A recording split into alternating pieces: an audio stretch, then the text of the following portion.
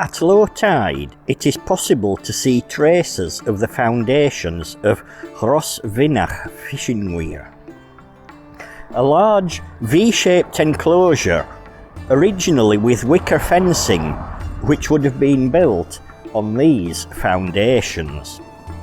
The foundations created the banks of a pool at low tide. As we can see right now, there's a little bit of pool, but originally the pool would have been much larger. As the tide came in, the sea level would rise above the foundations and fish would swim easily into the structure. When the tide receded and the sea level dropped, the fish would find themselves trapped in the pool, from which they could be harvested.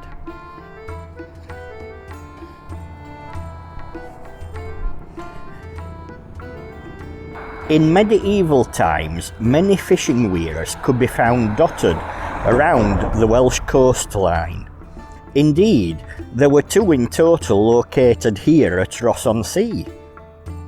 This method of catching fish was historically very popular because it was very, very effective. By Victorian times, these weirs were a real danger to fish stocks.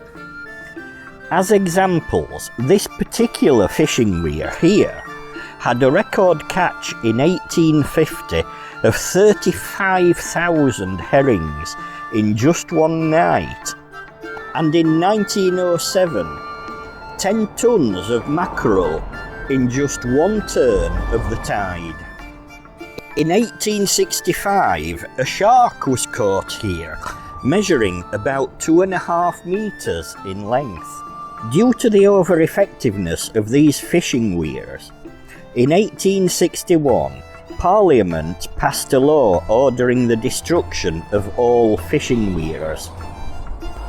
The new law did grant an exemption where the owner of a weir could prove the weir had existed before the time of the Magna Carta, which was the year 1215.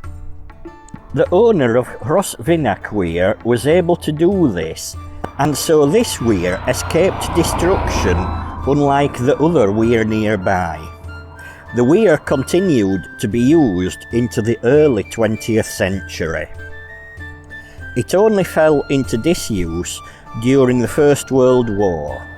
Soon after, the stakes and wattle fencing were removed because they then presented a danger to local boats.